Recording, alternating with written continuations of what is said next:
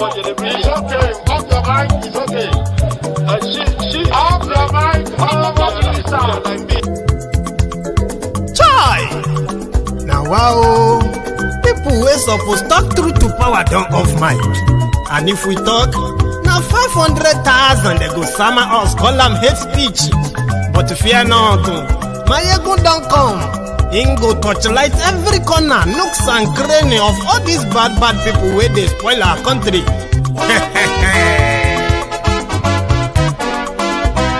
So my people make we laugh, oh yo yo. My ego don't come, oh yo yo. My people make we shout, oh yo yo. My ego don't come, oh yo yo. My ego don't come, man of the masses, oh yo yo. My ego don't come, oh yo yo. My ego diary politico, oh yo yo. My ego don't come, oh yo yo. This one not the off in mind, oh yo yo. My ego don't come, oh yo yo. Can in the touchlight every corner, oh yo yo. My ego don't come, oh yo yo. Okay, some people be they holla say they want the power. Chai, them be promise us say we go get light and power. Them hustle sote they can't get the power. But now they know they do anything with the power. Every day, dollar just they get the higher power over Naira. See them talk say make we off mind, but thank God say my ego don't come. So my people make you loud, oh yo yo. My ego don't come, oh yo yo. My people make we shout, oh yo yo. My ego don't come, oh yo yo. My ego don't come, man of the masses, oh yo yo. My ego don't come, oh yo yo. My ego diary politico, oh yo yo. My ego don't come, oh yo yo. This one not they off in mind, oh yo yo. My ego don't come, oh yo yo. Person where they do evil, no one make person talk. Them say that my yegun, that man too they talk. He too they talk. Say my yegun diary, he they hot like pepper. But every day then they take money in bulk. Woman picking, they the street they hawk. Still them talk say make we not talk. But thank God say my yegun don't come. So my people make you loud, oh yo yo. My yegun don't come.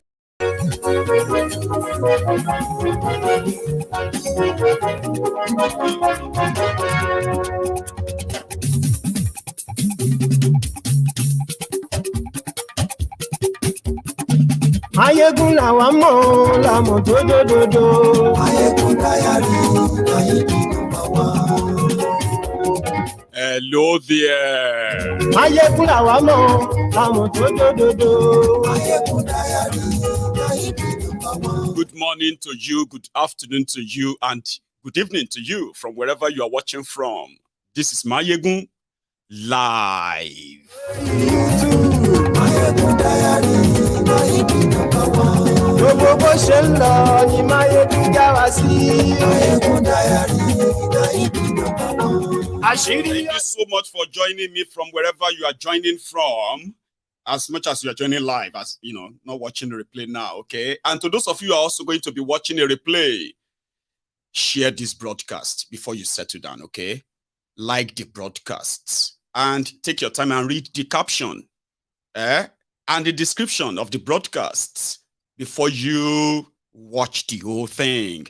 Share the broadcasts. Godfatherism, kò sí lọ́rọ̀ Máyégún. Ayégun diary, Ayégun number one. Ẹ farabalẹ̀ sẹ́ o. Olúwọlé Adéjùgbé, Ayégun diary. I cite you. Àní Máyégún làwa mọ̀ tó dòdòdò. Ayégun diary. Peter Obi will be declared winner by the courts.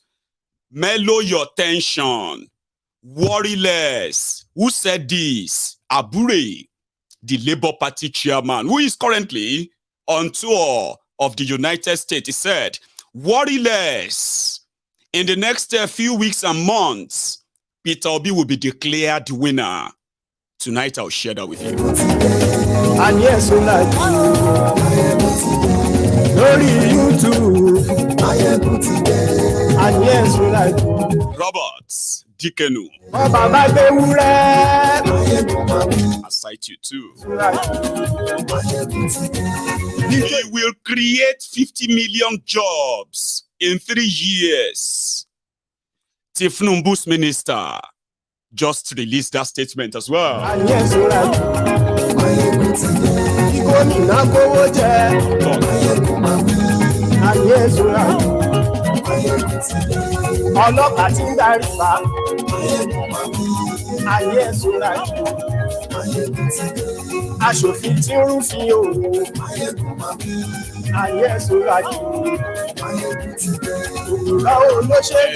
thank you so much for joining me. Remember, you need to like this broadcast. You need to share it before you finally settle down and start commenting. I mean, like exchanging what have you. Do that.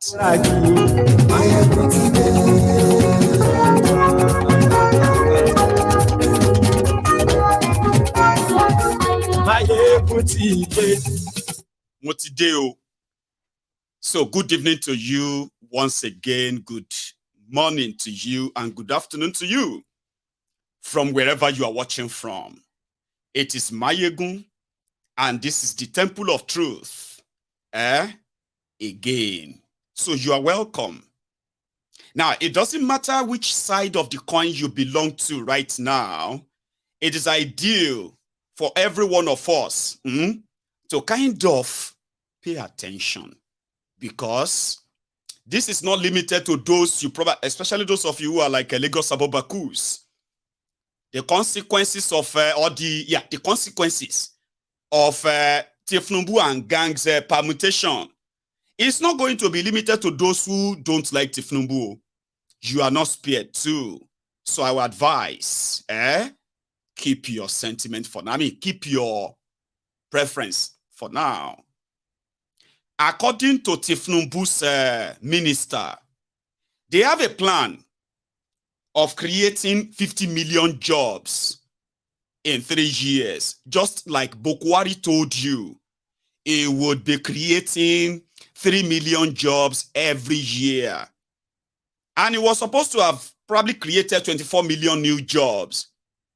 But Nigeria ended up as the unemployment capital of the world until Kanu came and they rewrite the stats to say Nigeria is near full employment. But that's another story. So what they are now saying is that lies. They are not going to take any loan. I'm going to play you the video, by the way, but we'll get to that part. They're not going to take any loan. And a lot of them were pretty much like the mumus, already kind of, falling for that. Wow, that's a wonderful idea. In fact, this is the truth of the matter is this. In the last 2 months alone, just last 2 months, Tifnumbu's government have secretly and partially openly, should I say partial openly or partially openly, they have taken over $6 billion in 2 months. Just so you know, $6 billion loan. 750 here, 500 here, 800 here, $1 million, 700 here, 300 here. You know what I mean? 3 billion here, and then 500 million there. They've taken all this money codedly. They haven't told you. We don't even have a clue how much money they have printed in the last 2 months. But you know that will come to light later, Abi. We'll get to that. But I was kind of doing my own me time when I stumbled on the clip, the video of Labour Party chairman. I mean, they kind of say it's the current embattled chairman of Labour Party, whatever, Abure. It was in the UK about 2 days ago. So he kind of made a video to tell everybody that this is what he's been doing, going around to meet with Labour Party people, obedient people here and there. And then he added a message that became an headliner in Nigeria. Peter Obi will be declared winner. And he repeated the same when he got to Washington. I want us to start from there, okay? Before we go fully into the first fake meeting of Tifnumbu and his 45 thieves. To start with, all right? Let's quickly take that stopover. In London with Abure, I mean, he was talking about the confidence. I mean, like, no matter how everybody feels, no matter how all of you feel right now, is kind of confident that maybe he's just kind of there to say that, like he's expected to say that, but there is more. Listen to this. Abure. Good morning, good afternoon, good evening from wherever you are. I've just concluded my working visit in the United Kingdom. I'll be leaving UK today for the United States. I'm going to land precisely in Washington, D.C. And on the 28th, I'm going to have a town hall meeting and several other meetings in Washington, D.C.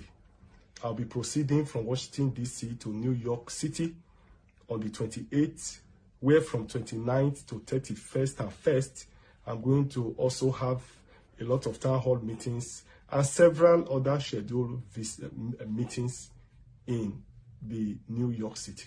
I'll be leaving New York City on the 2nd of September for Arizona, where I will have a town hall meeting on the 3rd, and we'll be leaving Arizona on the 4th back to Washington, D.C. to en route Nigeria. I want to use this opportunity to appreciate all Labour Party members and obedient movements in the United Kingdom for the massive support and for finding time to engage me to participate in all the series of events. I'm really, really very proud of the UK chapter for that outstanding performance. I also want to seize this privilege to say that a new Nigeria is definitely possible. I do not want us to be deterred, to be discouraged by the temporary setback. I believe surely that Peter Obi will be president of Nigeria. I'm sure that the courts will do the right thing. And for us in Labour Party, we have put our hands on the plow and will definitely not look back. We are determined to continue this struggle until we reclaim the country, until the country is repositioned for effective service delivery, until the country works for Nigeria. We will not rest on our horse. Thank you and God bless you. So that was that short video that I released that became headliner in Nigeria today. But there is something I want to quickly point out, especially now that I have your attention. If I ask a lot of you, especially the obedient watching me right now, who have who are feeling cheated by the system, you are kind of wondering what on earth would make Nigeria courts ignore all of the available evidence against the emergence of a Tinubu. You are wondering what could court, what were they going to do? Which simply means a lot of you from the 25th of February, you have been feeling this personal disgust of how you have been cheated, having participated, as you were told, legally in the electoral process, which, is a process. A lot of you feel cheated. And you kind of have bottled your anger, waiting for what would the court say. What would the court say, Abi? So the point I'm trying to drive at is that if you are obedient watching me right now, you understand what injustice simply means, Abi? Especially if you are like obedient. I'm talking about a lot of you are really dedicated, including those of you who traveled back to Nigeria after organizing different gathering and then town hall meetings to encourage your fellow compatriots to support the political movement that could put an end to Nigerians' problems. In your way, you invested in it because you expected the system to protect that your interest, no matter what. Even if you are going to be the minority, you still wanted it clean and clear. But they did worse. So you understand what injustice means, right? Now that you do understand it, and you are indeed one of those who believe that except the judiciary want to throw Nigeria up into trouble or problems, that is when they are going to ignore all of these constitutional infractions committed by INECO and by Tinubu himself and APC generally. A lot of you are waiting because of the disgust and anger you feel towards being cheated. And you are seeing those who stole from me, who have stolen from you, parading themselves as the Lord of the Manor. Good. Do you know that in Nigeria government, right, launched a genocidal ethnic cleansing campaign? And when they saw the straw, an excuse to execute that genocidal policy of theirs, they did not hesitate. And to this day, thousands of young people have been killed or made disappear. I am talking about IPOB. You know something about injustice? As people say everywhere, I mean all the time, injustice anywhere is a threat to justice everywhere, which is simply put as injustice anywhere is injustice everywhere. No, the right thing is that injustice anywhere is a threat to justice elsewhere or everywhere.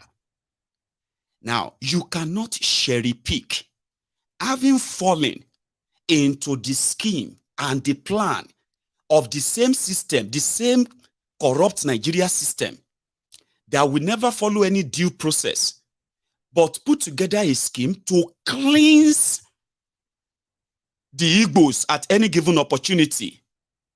You witnessed that, but whatever you now felt towards the IPOB or the general campaign for self-determination, no matter what you feel towards it, if you think they have done anything illegally, if you think they have committed any crime, the right process is for the law to what? Take its full course. Now, talking about the law taking its full course, where we are all not going to cherry pick justice and injustice here, right? 5 solid times that Nigeria government has managed to defend or put up any kind of charges against Nnamdi Kanu. 5 times he has defeated Nigeria without any evidence of any crime committed by him. Nigeria Court last year, same Nigeria Court last year, having kidnapped him 2 years, a year before then, their court said, with all the evidence before them, that Nigeria should return Nnamdi Kanu unconditionally back to Kenya. A lot of you saw that too. Even though that might not be your expected judgment, Abi, but judgment is judgment through their process court, their own court. A lot of you read that judgment, and it was like, well, the government should not let him go. Their court said released him unconditionally. Then they went back to court. Malamu went back to court to go and ask court that, please, give us time. Okay? We cannot just return him. We don't have the resources to return him now. So we want you to please grant us the right to continue to keep him illegally. The court denied that request. Up to this moment, the standing judgment from the Nigerian court says Nnamdi Kanu should be put in a plane and returned back to Kenya. Now, that comes back to you. I know how some of you feel towards IPOB, and I'm not actually going to judge you with that. I'm just going to let you be the judge yourself. You are pursuing the same process right now. You want justice for the electoral fraud. You want justice for those who believed in a process. But today, the same process is now it's like changing the goalpost. during the game. You saw all of that and you are so angry right now. An innocent man is being locked up in Nigeria DSS detention, being tortured, denied access to his family, his medical doctors. Is being denied, and the standing court judgment is still there. Then they said they were going to Supreme Court from September 2022. The Supreme Court of Nigeria has been postponing, adjourning, and they are not even interested in listening to that case. Then from nowhere, the Nigerians, the typical Nigerians, Ohaneze Ndigbo, they came out, they want to be surety. Tinubu, please, we beg you, please release him to us. We will be the surety. Surety for what? For what exactly? Begging for what? I just thought I should put that in your mind before we get fully into this. A lot of you don't believe in their court, of course. But somehow, you needed them to confirm or justify your distrust for them, which made it more interesting to a lot of you. So when you talk about justice and injustice, you cannot cherry pick. Even when people you don't like manage to get justice from a corrupt system that is only out there to haunt the rest of us, the ideal thing is, think about if yours is also denied and everybody move on, because it is likely going to be the case. In the next few days, the Nigeria Judiciary will pick a date that is going to possibly make or mar Nigeria in the coming months. So whether you believe in them or not, everybody is waiting. But Abure, getting to the United States of America, actually repeated the same message. Yes, they might be dodgy. Yes, the judiciary may be corrupt. But I can reassure all of you, Peter Obi will be declared the winner. Not even a running, what do you call it? Not even a rerun. Abure in the US, Washington. And therefore the quarrel here is that number one, the ruling party is using them. At first they wanted to get the leadership of the party so that they can withdraw those petition in the courts. But of course, they resisted it and they failed. Today they are still afraid with the kind of synergy and with the force that we have within the party. And they feel that they needed to split the party and have some people to work with them in order to destabilize the party. They have realized that the party is gradually becoming a major political force to reckon with in the country. And what they can do to it is to try to create division within the party. And so they have paid them huge sums of money. And I'm saying this without trying to run them down. And that's why I didn't want to comment on it, so that it doesn't look as if, because I have the privilege of being here, I'm running them down, but that's the reality on the ground. And I'm sure that you all saw it. When they attempted to come to the court to withdraw Peter Obi's petition, I'm sure you saw the beating that they were given at the courts. We have defeated them all round. In the High Courts, I've defeated them. The High Court held clearly that what they were trying to do is a coup d'etat that will not work. In the Court of Appeal, they proceeded to Court of Appeal and have also defeated them in the Court of Appeal. What they do is to promote lies and propaganda.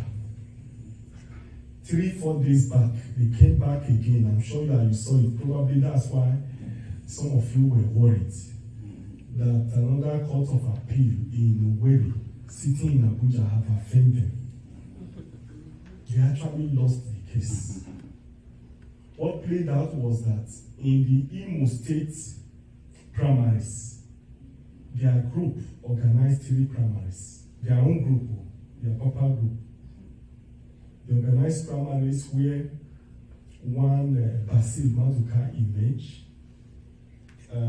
Joseph Okiabu emerged, and one other candidate emerged. 3 primaries within one group. It is within themselves the Maduka sued one to court. They didn't add me to it. They didn't add Atan Achonono to it, who is the candidate.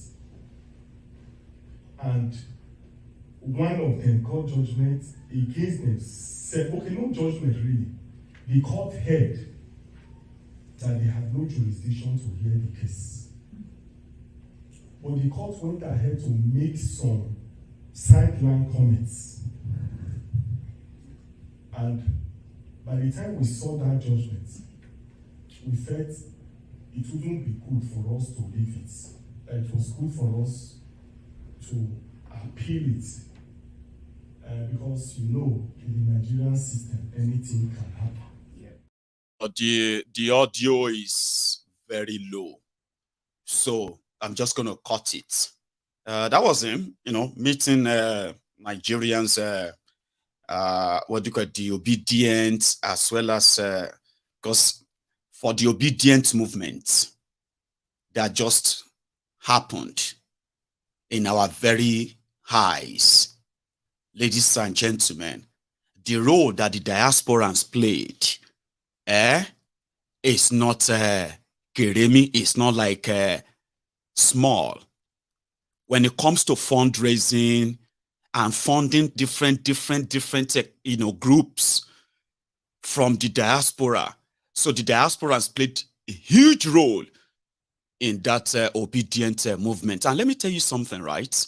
In case if you have not observed, when you look at Tinubu and gang, they are not really worried about the tribunal. Have you not noticed? Because they just expect the tribunal to ignore every evidence a lot of you are flaunting here and there.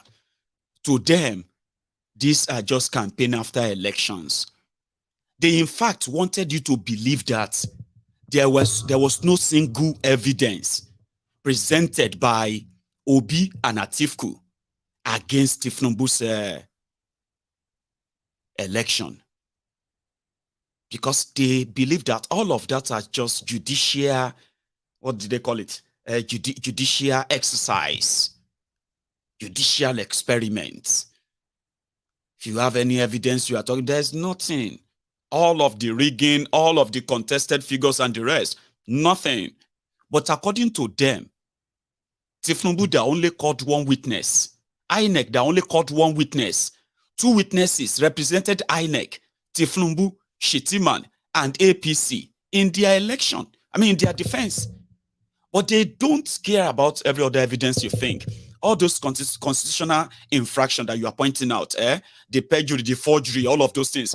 No, the dual citizenship or tri-citizenship that Tinubu has, they don't care. To them, you are just, that's your own. The law will ignore all of that. Which law? Concept. Nigeria law. Who is the law? It is called in their own word, right? Any day, anytime, may the tribunal just come out so that if it go lead to wahala, let it lead to wahala. So they are preparing for that. Waiting you go do, kind of. They are not worried. And everybody should be worried. Even those of you who didn't know about Nigerian laws or international laws or which section of Nigerian constitution frown against this or frown against that, and all of that, all these things you know today that you didn't know 6 months ago, you didn't know them. Today you are now very much aware, even though you didn't attend any court sitting. With all of the presented evidence that are quite public, including their own written addresses, you could tell that there is no way their law should ignore all of this, but it's going to ignore it.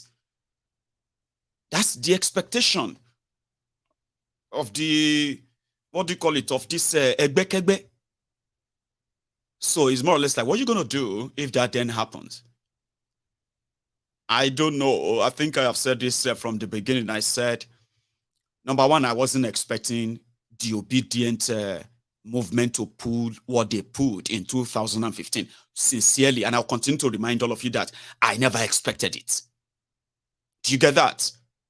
But they actually fought a fight, a real one, a real political movement that shook the establishment of Nigeria.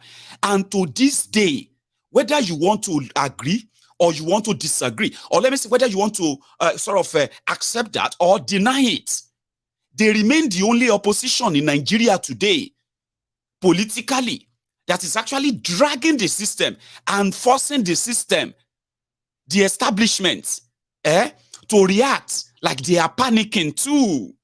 They are the ones.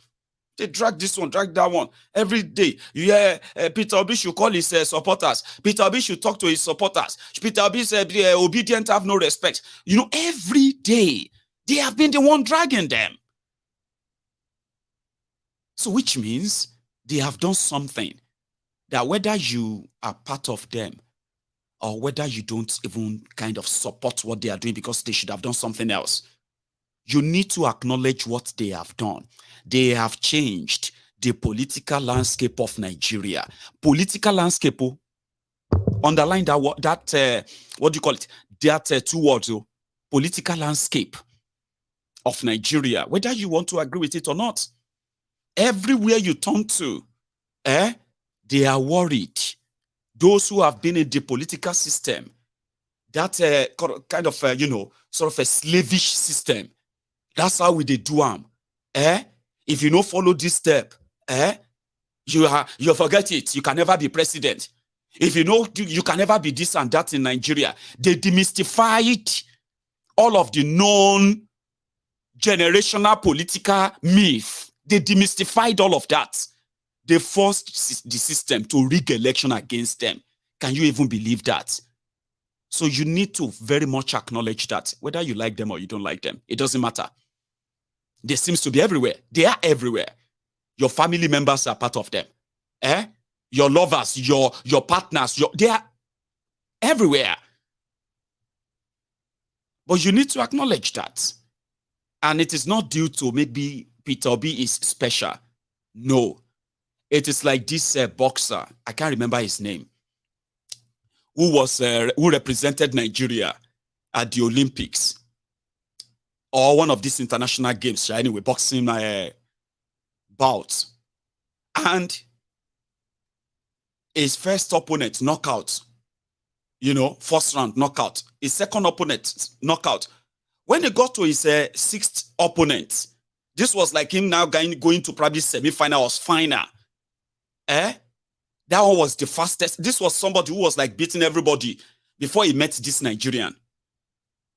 And when when it came to their turn, Nigerian versus this person, semi-final, going to final, or probably it was actually final for those of you who know this story very well. The whole thing didn't last more than maybe a round or two. That shocked a lot of people because they were like, could you tell us what actually motivates you, as a boxer, that you have been like all your 6 games, all your 6 fights, knockout, like technical knockout. Tell us what motivated you or what is motivating you. It said, listen, I'm making this kind of scenario up now, like I'm talking about what I'm about to say now. That's not exactly what he said, right? But pretty much like it. He responded to the journalist and said, listen, I am from Nigeria. And in Nigeria, we have a lot of problems. So every time I go into that ring, I put all of the frustration that I have faced in Nigeria, Nigerians are facing. I put all the frustration in my 2 arms as to strengthen them. So whoever received the punch is receiving the frustrated punch of Nigerians. And he believed that that's the force behind this victory. Go and read about him. No joke. That's not a joke. That's what he said. He said he put all the frustration, because every time he remembers that he's going to go back to that Nigeria and he knows what it is like, he put that frustration in his own fists. And they know they take camp for 2 times. Anyone that that's in it. So what you have right now is that Peter Obi is benefiting from the frustration of Nigerians, angry Nigerians, disappointed Nigerians, especially the Gen Z, who have asked their elderly ones, how did Nigeria get to this stage? And they couldn't get any satisfactory answers. Those are the people who are pushing all of this. You can call them hateful. They are so hateful. You can try to blackmail them or gaslight them as what do you call it? Some of you are calling them IPOB. Some of you are calling them Igbos. You can continue to delude yourselves. But in reality, your family members are part of them. They are the young Nigerians who are tired, done for. But you are denying them by what? By labeling them whatever will make you feel better or any good reason to attack them. But in reality, they retired those who were supposed to be veteran politicians, career criminals. They retired them from all across board. You know that? One of them, indeed, was this guy, Kwakwansop. I mean, you probably remember that. Talking about demystifying the generational political myth in Nigeria. If you want to be anything, you cannot do anything except the northern Nigeria approve it. The northern Nigeria must be, you cannot be president of Nigeria except the northern Nigeria, blah, blah, blah, blah. That's exactly what this idiot, who has now been humbled and sacked, I don't know if you have heard, NNPP that Kwakwanso started, after hopping here and there, twerking for Tifnumbu, licking us and the rest of all those diapers of Tifnumbu. Last, running from pillar to post, helter-skelter, within just 2 months, person we talk say it was an insult for anybody to tell him to go and be a deputy vice president to Peter Obi. Like, let's even think about it. He's an Igbo man. Nobody knows him in northern Nigeria. And all the nonsense is spewed at the time. Otiwadi, one of the IDP politicians in Nigeria, internally displaced politicians, is not a member of APC, is arch rival or arch enemy. Gandola, the Babariga Mobile Banking CEO of Kano, is the chairman of APC, Egbekegbe right now. And right now, EFCCO, ICPCO, Police, Molao, Malamo, every one of them, that they listen to the chairman now. Because, now them they power. Kwakwansop, who was angling to become, he wanted to be president in OFB, because the only place he can be president of is Kano. Kwakwansop, they born to rule northern criminal, political criminal. One of them, a born to rule Wiri, said, how could you look at him, a northerner, Muslim, to go and be a vice president to a trader from Agulu in Anambra? How much is Anambra? You remember when they used to say all of that? How much is if you put all of the Igbo land together, all the Igbo states? Do they reach Kano? Do they reach Borono? You are insulting him. That was what he said. The Pangolo born to rule Kwakwansop. Today, the party is started. They've suspended him. They said he is a disgrace. A disgrace that is about to cost them their single state of Kano, because he is not politically smart. But may I take you back a bit to last year, when they were wear coats. They talk like somebody maybe say, Nigeria don't suffer. I want to hear Kolomashe leader in Somalia. They should go and be leaders in Sudan and all these some other places. So when you come wear coat, they talk about being president of 200 million mumus in a contraption called Nigeria. Joke taken too far. Sorry if I am taking it a little bit personal. It felt so kind of ordinary, especially those of you who witnessed the whole thing at the time. It was so arrogant. It was like, even the Kano right now, it be like balloon. They don't carry pin, safety pin. They're going to poke them. And to poke them, boom. Now he had the first break first. But let's go to that last year when he was being asked, why don't you just try and be the vice president to Peter Obi?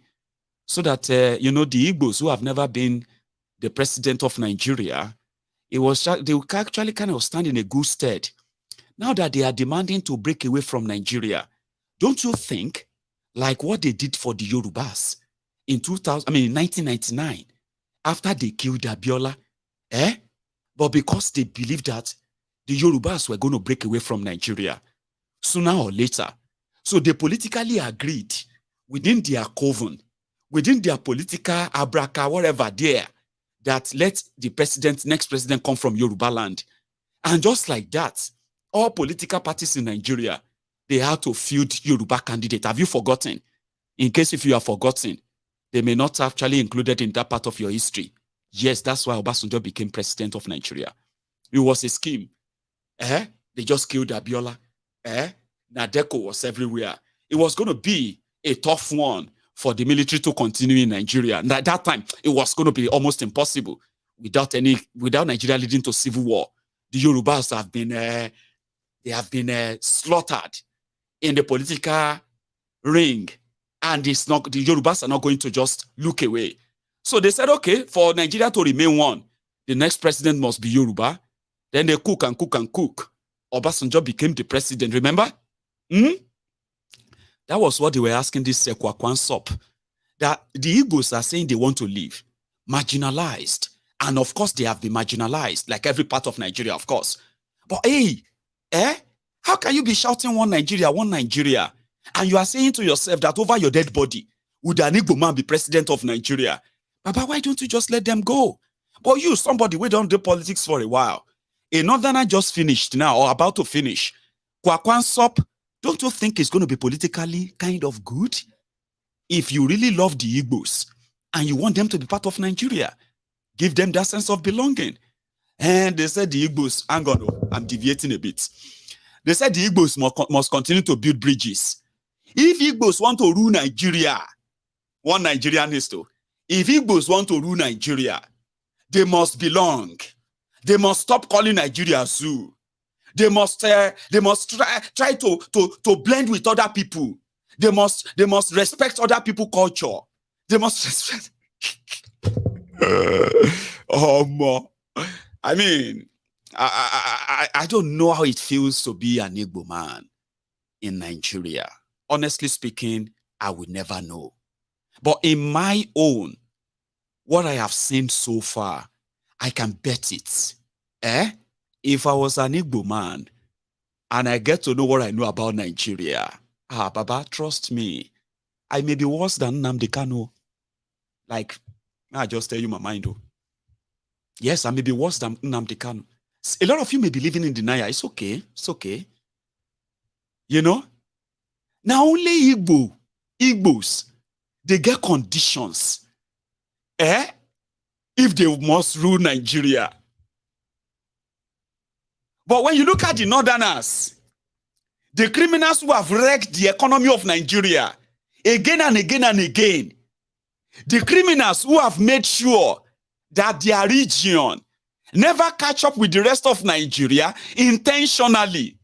The region that has the criminals from northern Nigeria who planned coup, killed people, took power, rigged election, did all of this, siphoned money, looted Nigeria. Nobody, they give them conditions. I mean, like, let's be honest. Now only Igbo, they get condition. Now only Igbo must be this. You must be that. You must be that. For them to be in Nigeria, let us tell ourselves the truth. All Igbo people must love themselves. That's a Yoruba man, oh. A Yoruba man that is advising the Igbos. You know, For Igbos to rule Nigeria, the Igbos must come together and they must love themselves. As if to say Yorubas came together and they loved themselves and they brought this crook upon ourselves. Like we love ourselves so much. That we kept the criminals and the crook that we have on us. As if to say we had choices. As if to say I'm just saying. When you look at those who have looted Nigeria, impoverished Nigeria, I'm talking about those who have been president of Nigeria from every part of Nigeria. Now only the Igbos the care condition. The Igbos need to learn how to. Igbos must learn how to. Learn what? Like, tell me, learn what? What did the Yorubas learn? That gave them the right, that gave us that right? Nothing. It is just political machination. It is not because there are no good Igbos. Have you seen them properly? Have you seen the configuration of all their politics? The Igbos are there. Igbos are there. Yorubas are there. But it is political machination. Don't just, no. Can we trust Igbo? No, we can't trust them now. No. Even the Igbos that are among them, they accepted that. But when it is convenient to play the card of, the Igbos must learn how to and then you see some Igbos too. The Igbos with inferiority complexes. I don't feel sorry for you because I have seen Yorubas with inferiority complexes too. I have seen Hausas, I've seen all Nigerians with different inferiority complexes. And that is why the worst of the worst are those who are representing you. Unfortunately. So look at this entitled arrogant scum called Kwakwanso. He's never worked in his life. They call him engineer. Do you know that? Doctor, engineer, Rabiu, Kwakwanso. Because he went to India to go and do PhD on pure water. Can you believe that? Pure water. Somebody went to go and do honorary PhD in India.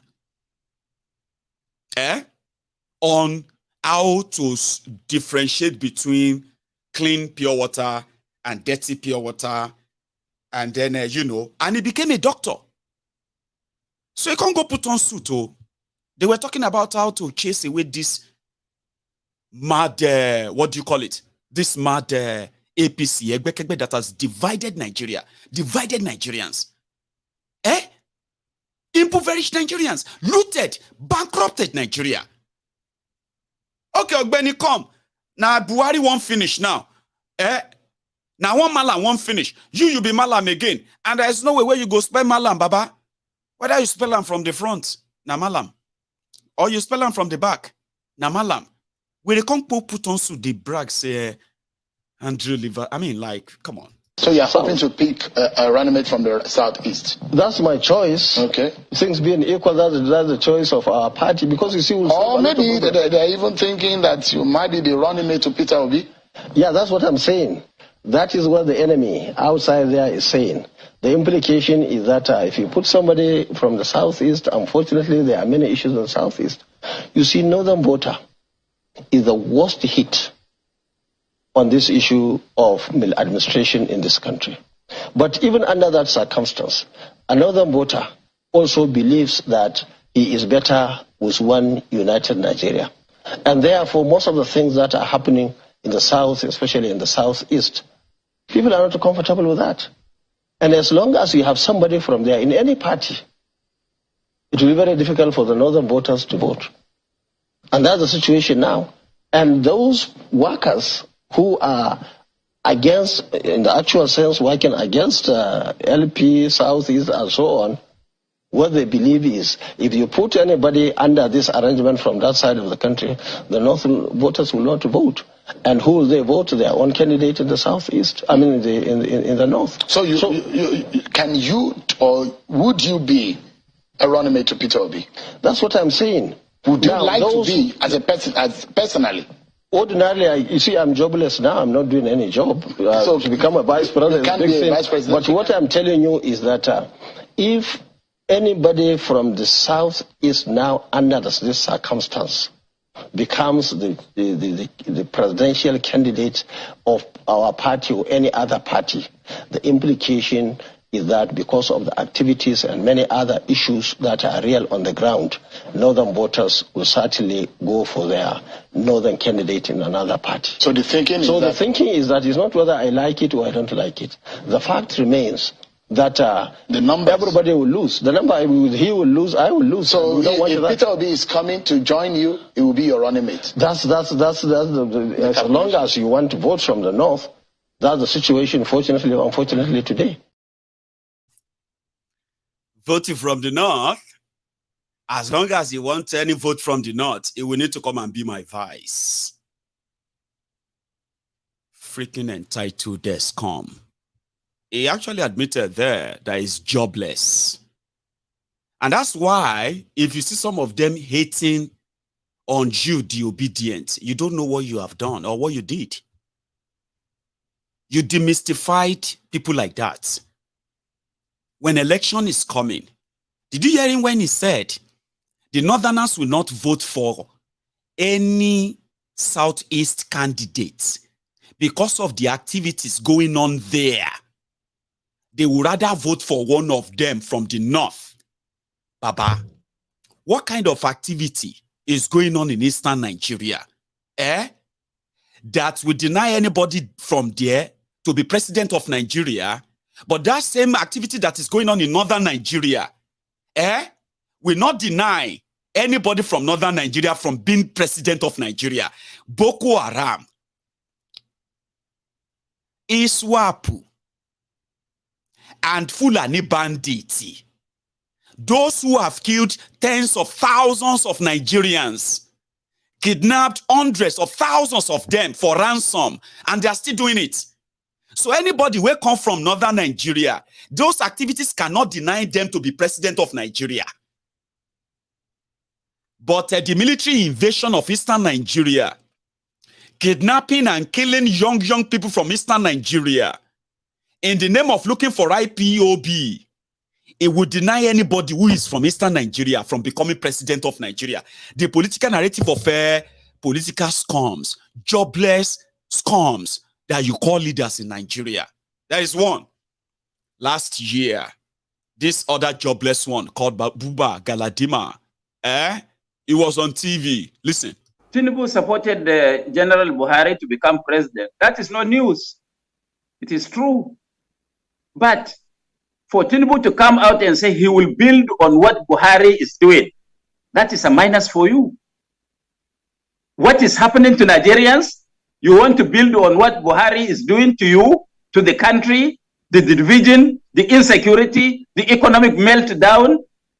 I think you yourself will not vote for such a person that is going to build on what Buhari has done.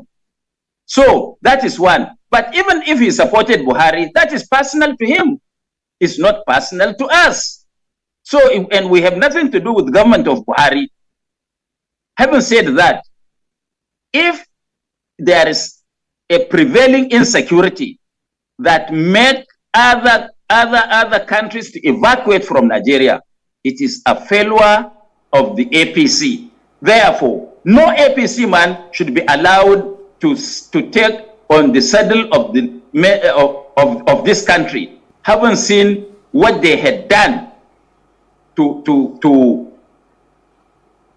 haven't seen what they had done to the system. So how can you, in your right senses, for example, vote an APC man who want to build on the legacies of General Buhari? That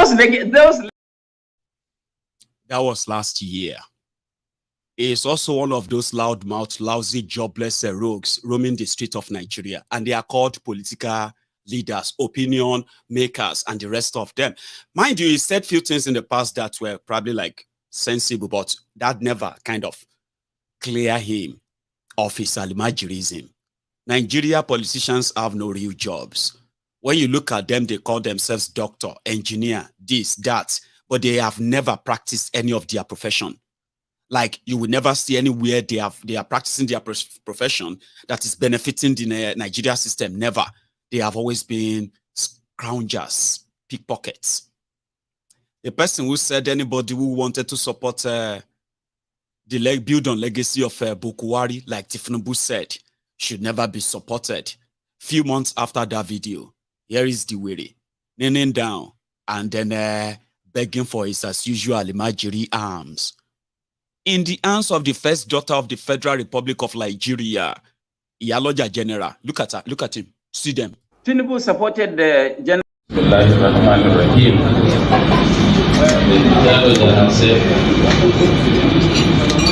big boss, all those on the high table, and distinguished ladies and gentlemen, let me stand on the existing protocol and greet all of you on this auspicious day, the Democracy Day. For those of us who had been in trenches in politics for the last 45 years, knew that this time around the difference is very, very clear. We do appreciate Mr. President, and so far the team is appointed for having been on the right track so far. We do pray and hope that the action man will continue with what he's doing and make Nigeria a better place for all of us. Thank you very much, Yalaja, for this. Of course, some of you will be like, but what is wrong? What is wrong if it's somebody during campaign, you can say anything. Then you may change your mind. There's nothing wrong in that. Shongbo, they play. As if to say you actually have no idea what is playing out here. That was the moment they were saying that Tinubu was going to make Kwakwanso a minister. So Buba Galadima decided to visit Folashade Tinubu, Iyaloja General, to pay homage. You know what I mean? Like, now, you tell yourself, what exact policy has Tinubu announced since he came in that has been positive so far on your life, on your everyday life right now, as you are watching me from Nigeria? One single one. That you can say, oh, I mean, like, we now have comfort now. Things are changing now. Things are, in fact, if they continue like this, things are going to get better, Goni. Can you tell yourself that truth? But that is what Galadima was saying over 2 months ago. That video you watch is like 2 months ago. He said Tinubu is taking bold step and everything is, everything is different. He has been in politics for 45 years. And he happened to be Kwakwanso's handbag or a bagman, kind of. So, when they now heard that Minister Babu, personal assistant Mba, what did they call up? Any other appointment available? Nada. Kwakwanso's people are now hearing that. It be like, say, if the governor of Kano under NNPP won't keep that seat, he go need to go and prostrate for Gandola and go and beg Gandola and say, please, Jotori Olong, Ranka Dede, Nagode, Yesu, and all that. Forgive me. Or else, the only state where Kwakwanso had one single winner from his 1 million vote all over Nigeria, they may take him from him before December.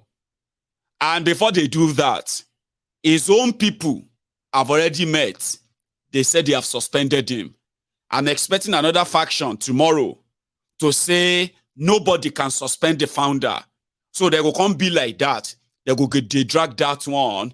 And if Kolu really want to deal with them, They go just make and remain so until it go die a natural death, just like they are doing to that of Peter Obi. But rather than for this to die, it seems like it's just becoming more and more trouble that everybody is concerned. When they call Peter Obi somebody who can never win election in Nigeria if he kind of chose not to be a vice president to Atiku or Kwakwanso, he had this to say at the time. Arise TV. The press. President. 55% of Nigerians in under unemployment ladder is the reason why we have all the problems, why Nigeria is insecure. Because rather than vote for competence, we will choose to vote for incompetence based on a primitive consideration of ethnicity and religion. Tell me, today you can't travel from Abuja to Kaduna by air, by road, by train. Is it because somebody from the southeast is in charge? You can't travel from Abuja to Mina by road. Is it because somebody from the southeast is in charge? Yesterday we had an attack by bandits on the presidential convoy in Katsina. Is it because the president from southeast is in charge? Show me where you can buy food cheaper. You have uninterrupted electricity, or people are prospering in the north because the northerners are in power, in the southwest because they are in power, and in the southeast. What we've chosen to do in this country, we will consistently hire vehicle drivers to fly the Nigerian aeroplane instead of hiring qualified pilots.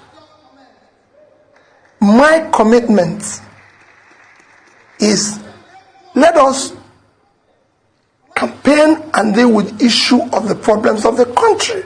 There's a lot of problems besieging this country. If you don't know today, this country will soon default in their debt service. Now we'll be rated junk status. That's what should be preoccupying us now.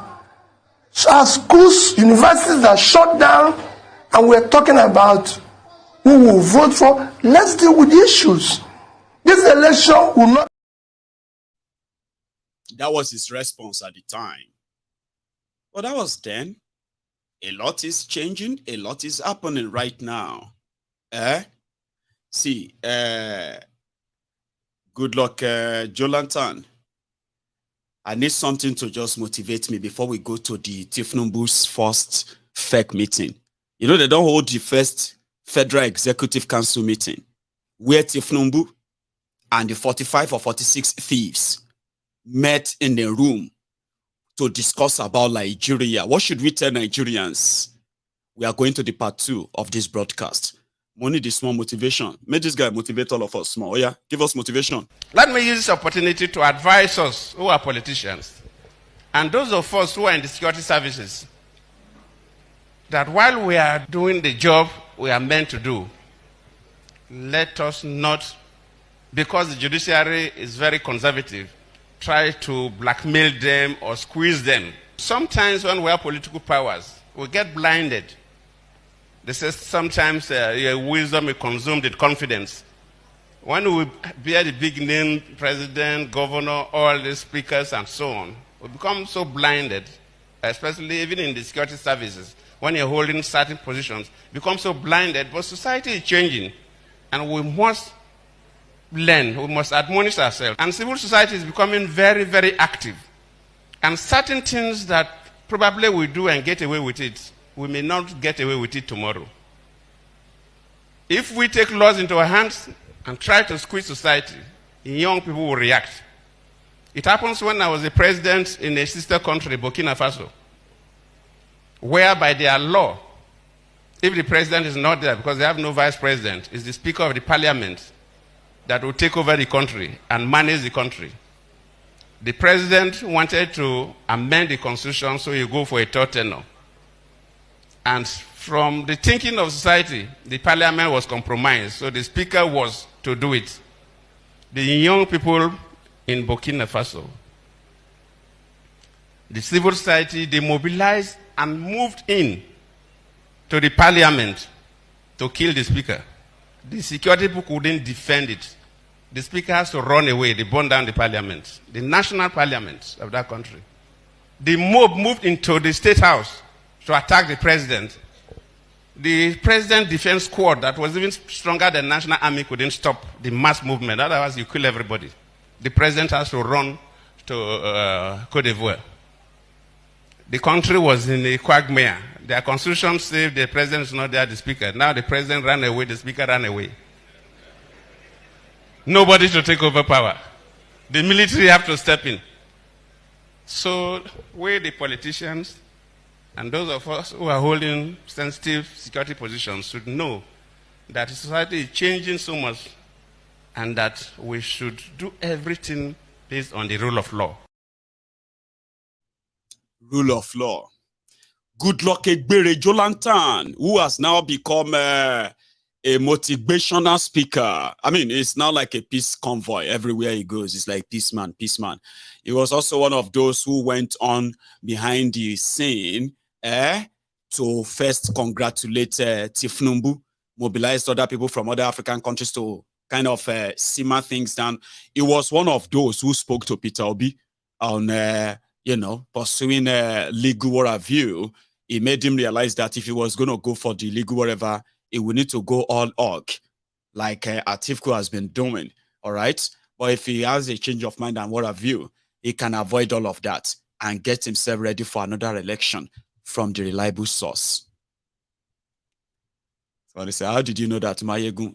I feel lied to you. I don't feel lied to you. I don't feel lied for you.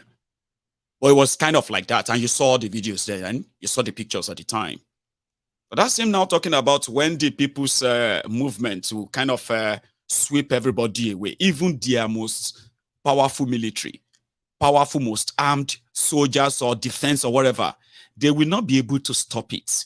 And I bet a lot of you are now kind of feeling like, one day, others are like, forget it, it no fit happen for Nigeria. It no fit happen for here, Baba. I think I want to believe like it's not going to happen in Nigeria like you. But there is other part of me that is saying that Nigeria is due for one. And is upon you already.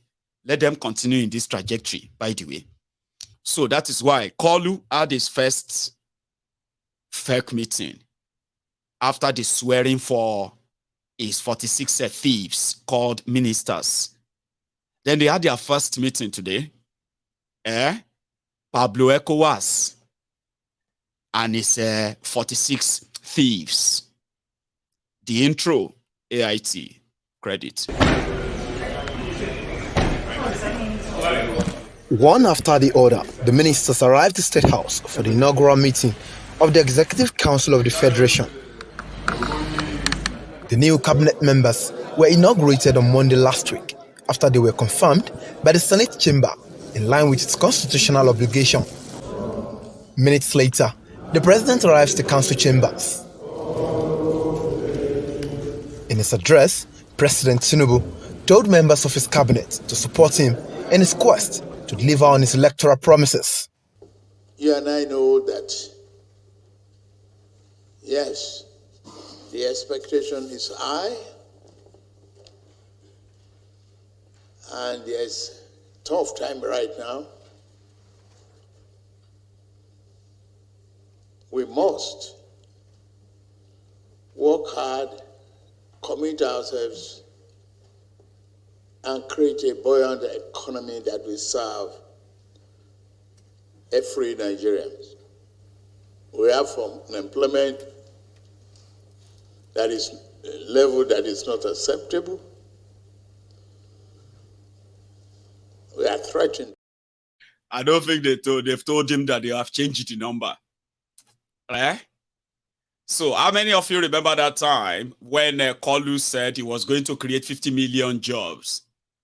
Recruit 50 million youth into the army.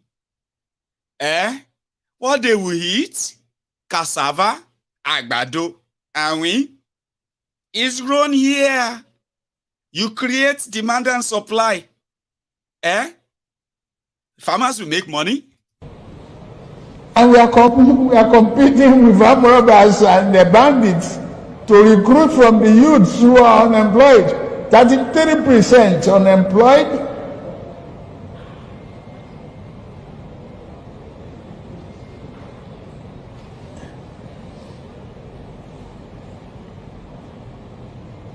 Recruit 50 million youths into the army and the other thing. Take away from their recruitment source. What they will eat? Cassava, agbado, corn in the morning, yam in the afternoon. It's growing here. You create demand and consumption.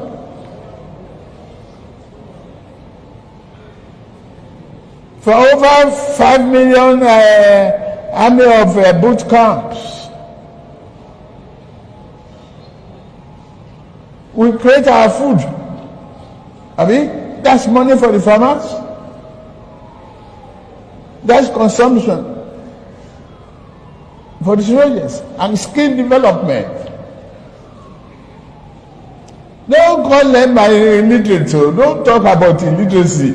Anybody who can own gun, who can handle gun, who can cock gun and clean the chamber and cock and shoot is technically competent to repair a tractor in the farm.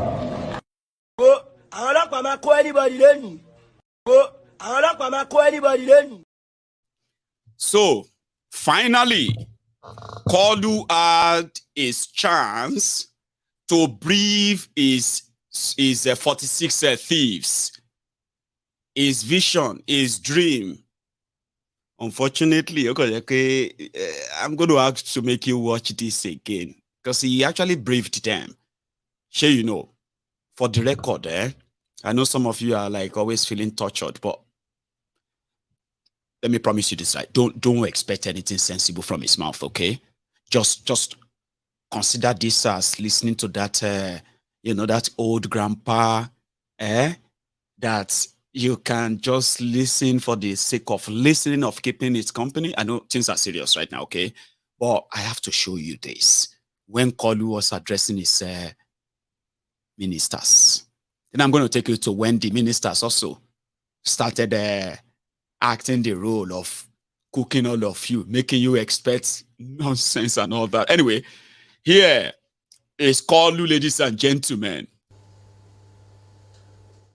A quick one. Manuel Ferreira, thank you very much for that super chat, by the way. Very kind of you. We have to make sure this country stay on the right path to succeed on behalf of over 200 million Nigerians. We have to. We willingly accepted the appointment. I accepted the mandate of the people. On behalf of delegated some of these powers to you to serve the country.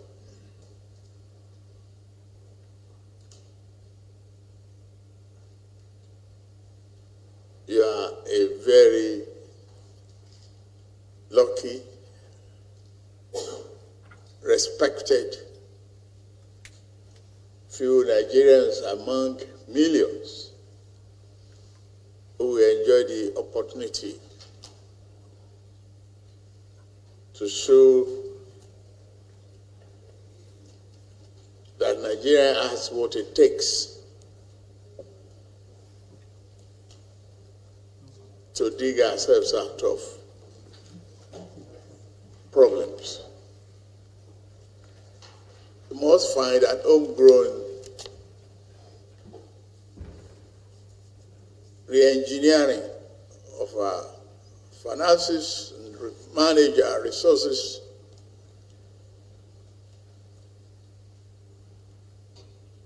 and let the economy. Okay. Your comments are even more depressing because they feel like torture too. Reading all of you expressing how torturous or traumatic it is for you to just sit down there and be listening to him and all that. No, well, I've told you would have to kind of get used to it. Okay. I know some of you would prefer that I kind of pick up the sound bite from it and just join them together and show you that than waste your time listening to, to Kolu, the Bulaba, and Balablu. But that happened to be their first town hall, different from Blue, Bulaba, Balablu. Anyway, let's go listen to the aftermath then, where the supposed finance minister, Nigeria finance minister's first press briefing after the first fake meeting today was for him to come and face the camera and lie to Nigerians. Baba, first day lies.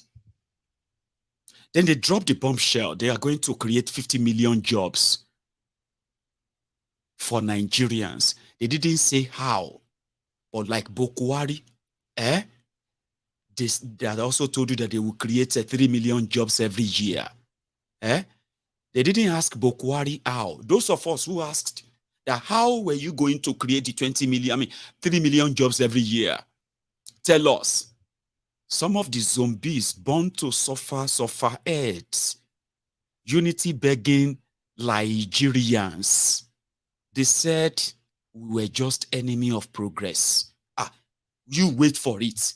They can create 2 million jobs in oil and gas. They can create 1 million jobs in manufacturing. They can create 1 million jobs through tech. Now, so what people didn't know that time was that if you want to understand the kind of brain that is right there in the medulla oblongata, you like to mix them up, Abi. The brain is the medulla oblongata. Scientific name for brain is medulla oblongata. I've been inside brain, medulla oblongata day. You shall know oblongata that, Let me tell you something. When you become APC, supporter or member, the first induction that you get into is called, Baba, we are going to extract your brain. You won't need it because you are going to need to sublet that your brain and thinking faculty. Somebody else will be doing it for you. So your medulla oblongata are being in your brain to be an APC member. You don't need that because inside the APC, Baba, imagination won't finish everybody. It's like the moment you begin to believe anything said by APC, or you begin to believe in that one Nigeria lies. Imagination, it be like say imagination could just sit you down. Imagination will come sit you down, come they play you scenario. Imagination will come they show you different scenario. And at the end of the day, now later you go no see more. Imagination won't kill me, my yegu. About Nigeria. Sorry. So when you join APC, or you give any tiny chance of believing anything they say, now imagination go kill you. Or will nearly kill you. I'm coming. So their finance minister came out and started answering questions from the media, and they were asking him too. They were, he was like, okay, yeah, tell us, this economy is very bad. They kind of agreed that Bokwari destroyed Nigeria, but they didn't mention his name. Okay, they said Nigeria is in a serious mess. They didn't want to say Nigeria is bankrupt. They didn't want to say that they are already printing money. This guy opened his mouth and told Nigerians in his first fake meeting speech that Nigeria will not borrow anything. You see that imagination? People where they use nearly 100% of their revenue to service debt. They've already lost over 60 to 70% of their source of revenue. tax, and even crude oil sale. So they want to build a Nigeria that is blah, blah, blah, blah. And a lot of you are also sitting down there. They imagine. I can imagine what Nigeria will be in 6 months. Vivid imagination. Make imagination no finish you, my brother. Honestly. Vivid imagination. They want to build Nigeria. We are not going to borrow a kobo. Under the leadership of President Bola Tinubu, our economy is going to be blue ocean economy to green ocean sea economy. And all the nonsense they are spewing. But guess what? In a space of 2 months into real long, where is that update? I'll go read them to you. In a space of 2 months, this Tinubu's government, they have collected $800 million for the palliative they want to share to all of you. They haven't made up their mind. How many bag of rice? Imagine, population of what do you call it? The population of some states will be around 2 million. Then they send them 30,000 bag of rice for 2 million population. Anyway, $800 million. They've collected $500 million from the World Bank for women empowerment program to support women in Nigeria, to get them to begin to trade and do business and all of that. Empowerment, $500 million. If you are a woman or your mama did there beside you, ask her, is she aware of that $500 million? Now, loan, everything alone, no, not gift. These guys have already collected $750 million for the power improvement, power distribution, and making available prepaid meters for all of you. The one they couldn't do for 8 years under Isale Barack Obama. Fashola, remember, the Minister of Darkness. They don't collect $750 million in 2 months. Now, these guys have collected $3 billion, $3 billion, because they wanted to save the Naira. They don't want Naira to dollar to cross 1,000. Go to 1,500 Naira to $1. So to save that, they went to go and make a deal with Afrexim Bank. Africa exits exit exim, export and import exim. Afrexim, Africa Exports and Import Bank, to go and collect $3 billion cash, and they are going to give them crude oil. All of this in the last 2 months alone. We don't know how much money they have printed already. But like I said, it's going to come to light. But this guy opened his mouth, this old man opened his mouth. And he said this. As we said, led to an increase in the price level. That process takes time. And as it feeds through, prices will eventually fall. Inflation, as was happened everywhere else they have done this, inflation will eventually fall. But in the short term, the measure to provide funding to state governments was to put food on people's tables. As regards borrowing and debt service, I think those two can be taken together. Clearly, the federal government is not in a position to borrow at this time. Rather, the emphasis has to be on creating a stable macroeconomic environment, stable inflation, stable exchange rate, and an environment within which people can come and invest, and thereby increase production and further grow the economy, improve, create jobs, and reduce poverty. So the aim of all the reforms at this time is not to is to focus on what we call equity, to focus on investment, to attract investment. investment by Nigerians, investment by foreign direct investors, and even investment by portfolio investors that want to invest in the financial aspects of the Nigerian economy, such as the stock market, such as the bond market. And so that is the plan. That is the expectation, and it is that there would not be a reliance on borrowing. Rather, as revenues increase, as the benefit of removing fuel subsidy and the subsidy on the exchange rate, as those mean more money for government at all levels, because of course, through oil revenue, the Federation earns dollars.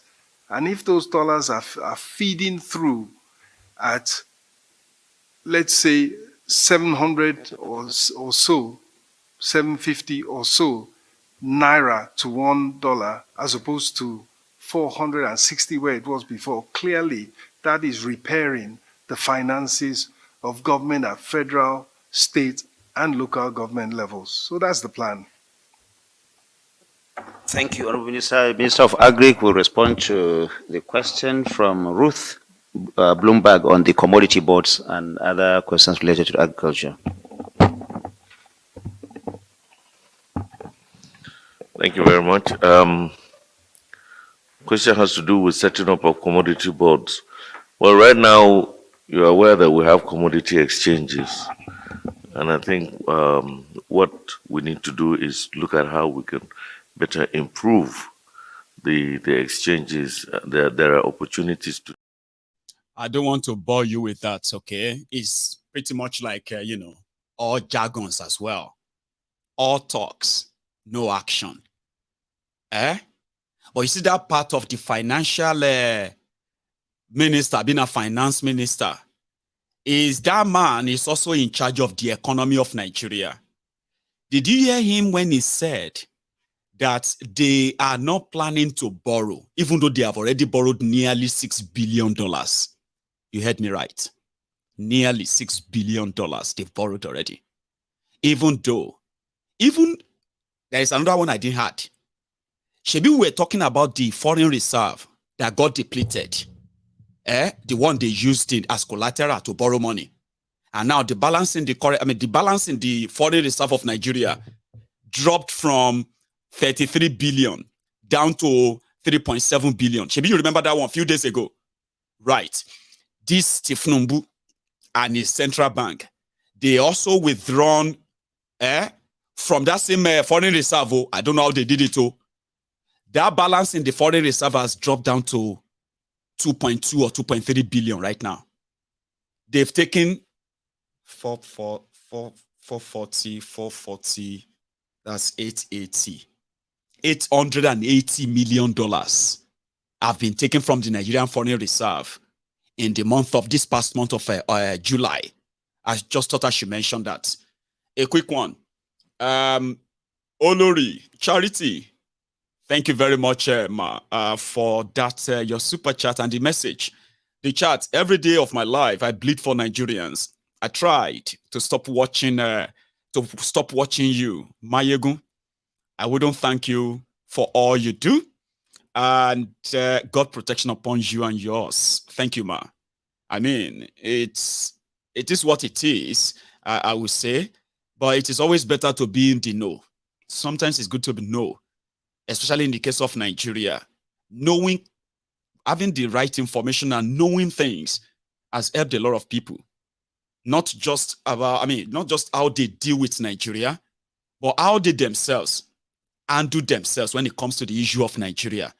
So that's why it is pretty much like fair enough to share, okay, where people share their own view and the rest of that. Okay, so thank you very much that you didn't stop, okay, and I've done my best as well to make sure I don't always make all of you feel so bad, like all that kind of depressing show. After watching you just feel so depressed, like, oh no, man, I don't want to watch this. I hope I'm doing my best to keep you off that, yeah? Information is live. Null J, thank you very much as well for your own super chat too. Very kind of you, all of you. Thank you. Now, if you are still here with me, especially on YouTube or Facebook, you should take a moment and like the broadcast. It's so important you do, right? Like the broadcast and then share it and all of that.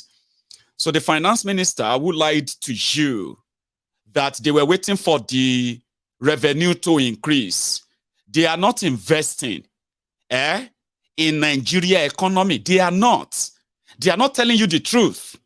I mean, if they really want to confess to all of you, or that they really love Nigeria, they want to do something, by now, there are members of Buhari's government that should already have their names published as indicted people or listed to be indicted for what the economic terrorism they committed against Nigeria.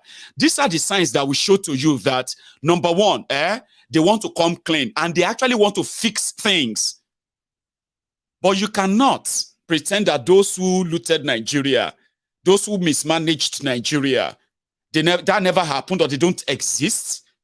And then you, from your own warped mind and fraudulent mind, you have developed another idea to create wealth. When all the money that you have been giving out, none of them has actually been, not a single penny has been dropped in manufacturing, in construction, and all this, none has been dropped. Because you don't have it. Nigeria has no money. So they are banking on, he says something about the crude oil. When they sell crude oil, they expect some dollars. That's not true. Before they came, the supposed money from Nigeria crude oil has been looted because the crude oil has been stolen. So Nigeria didn't make money from that. The little money that should come to Nigeria, they opened a door called subsidy. Subsidy to pay people that nobody knows. They can't even mention their names. They can't mention the companies. Companies that collected billions of dollars, trillions of naira.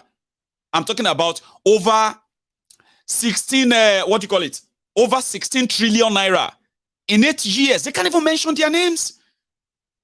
So they removed the subsidy, make all of you believe that that's it, they're not paying them anymore. Then they turned around to say, oh, we need to subsidize dollars, but they don't have it. They don't have enough.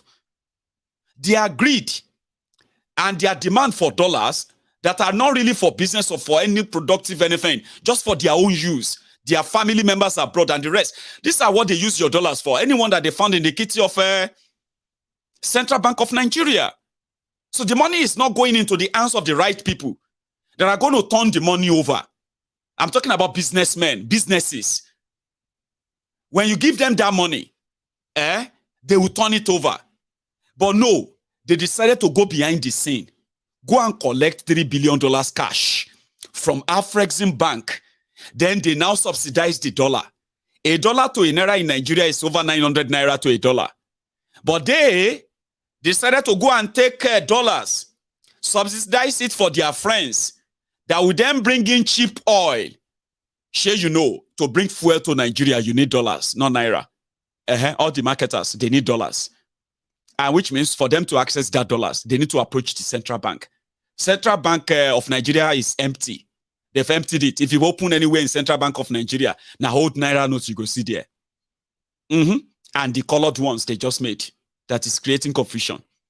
There's no real money there anymore. So they don't have it. They have to go somewhere, to go and borrow the cash, put it in one colo, and they call their friends. Don't worry, you don't need to buy $1 for 900. Come to the central bank, we'll give it to you for $400. We don't even need to pay back the people we borrowed the money from. Now, crude oil we go give them. So, oh yeah, come and take the dollar. So when the dollar finish, this finance minister that is not admitting to that on camera, he wasn't telling you the truth. He was telling you they've removed subsidy and they are saving money. Baba, in 2 months, they said they have saved over 1 trillion naira. Baba, where is that 1 trillion naira they saved? Have you know? Can't you ask them? Shouldn't the finance minister be telling you that we have 1 trillion naira saved already? And that 1 trillion naira is the money we should have paid for subsidy. No, we didn't. It's with us. It's a lie. They don't have it. The money they are sharing or the one they are giving them, 5 billion, they want to give to the states to cushion the effect of palliative, the effect of subsidy removal. It's not money from saving money from subsidy. They borrowed the money, $800 million. They borrowed it. And that is the money they converted to your Naira. That they are saying they want to give $5 billion and $5 billion Naira to every state. So that they can share the money. Use part of the money to buy you a bag of rice. And the rest of the money to share the money to all of you. 5 billion. That 5 billion is not coming from the savings of subsidy removal. I hope you know that. Eh? And from that 5 billion, Tinubu said they should give to every state, including Abuja. 2 billion. Now the money they say, yeah, dash them to 2 billion. 3 billion of that money, now loan, no. Okay? Use 2 billion, buy rice, share the rice to fight poverty. The remaining 3 billion, we don't know how you go do them, whether you want to give them cash, whether you want to buy them more rice, it no concern also. But you go pay them back. We go deduct them from your allocation next month. So the state governors are collecting the money now. And they are redesigning how they want to spend it. No be me they wish I'm on you. I just wish you what you wish yourself. Sorry to those of you who actually stood up to stop all of this from the onset. Like, I don't even know how that is fear. But that is pretty much relative. If you are talking about Nigeria, where the sinners are being punished, even the righteous still go collect. That's what Nigeria has become. So the finance minister was lying. And there are other more lies that I don't know if you would like to listen to them just before we go to the next thing, right? Like this one. He talked about how soon can the ministers live up to this billing and whether there's any time frame that Mr. President has given for the actualization of the programs and projects. The Honorable Minister of Health, Professor Ali Pate, will speak to that. So let me just build on what the Honorable Minister of Trade and Investment had responded on the issue of jobs, to say that the healthcare value chain itself is an additional area where quality jobs, well-paying jobs can be created and is part of what we will be working on over time. The question that was asked by the gentleman from ITB in terms of running out of steam, I think Mr. President acknowledges that there are difficulties in the land at the moment. He's very aware of that, empathetic about that, and very committed to see that, in fact, there is succor. And in the crisis that we are facing, boldness will allow us to turn that crisis moment into an opportunity.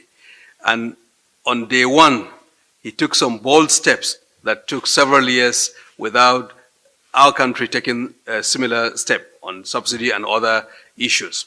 So that is one marker in terms of the bias of his administration towards action, towards bold action. And his track record, I think, speaks for itself.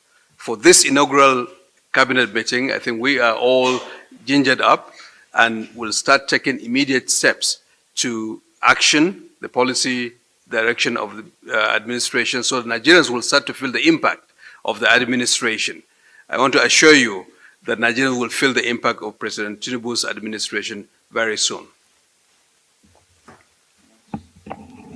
Thank you, Honorable Minister. To add to that, the issue of timelines, you don't measure performance easily that way by saying by tomorrow, day after tomorrow, you will see that. But what the Honorable Minister is trying to say is that already the ministers are gingered, they are roaring to work, and this impact, the impact of all these policies and programs of government will begin to be felt by Nigerians fairly quickly.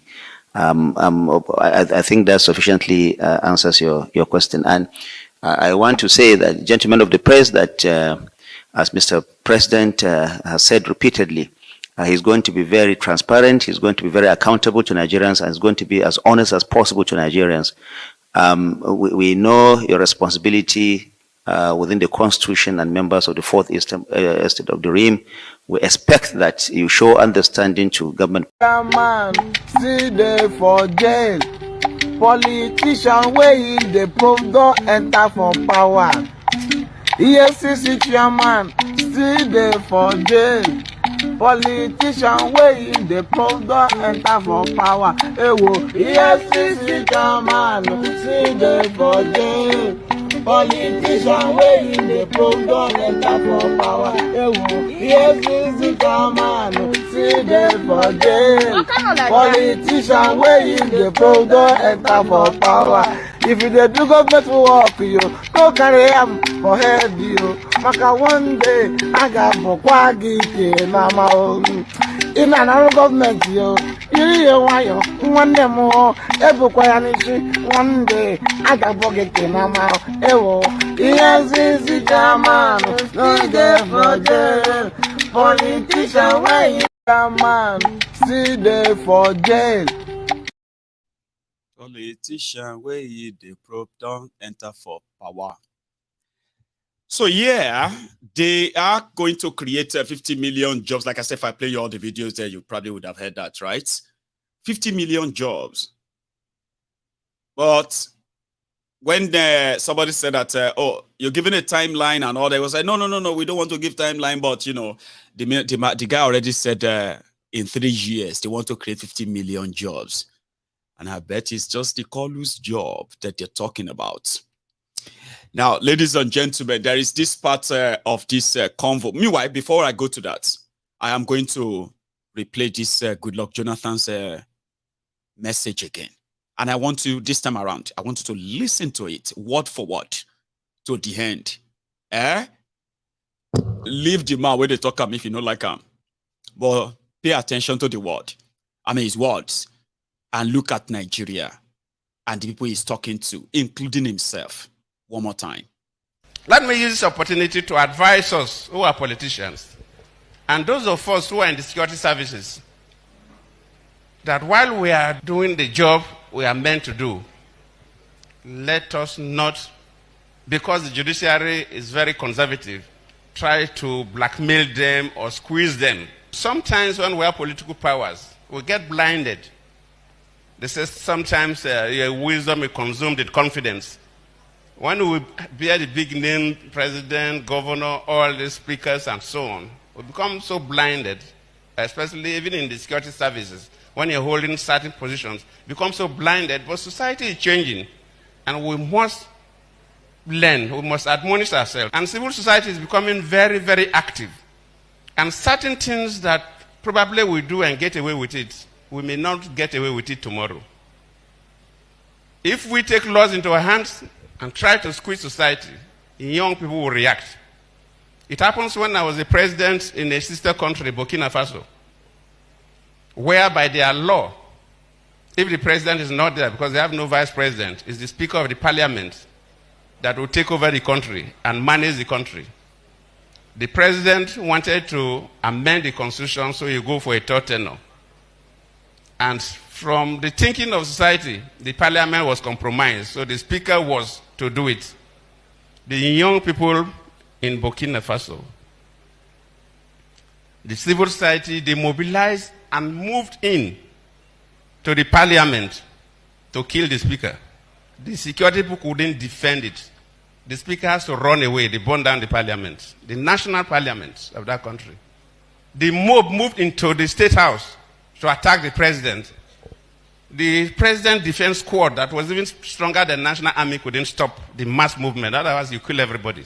The president has to run to Cote d'Ivoire. The country was in a quagmire. Their constitution said the president is not there, the speaker. Now the president ran away, the speaker ran away. Nobody to take over power. The military have to step in. So we, the politicians, and those of us who are holding sensitive security positions should know that society is changing so much and that we should do everything based on the rule of law. Things are changing and very fast too.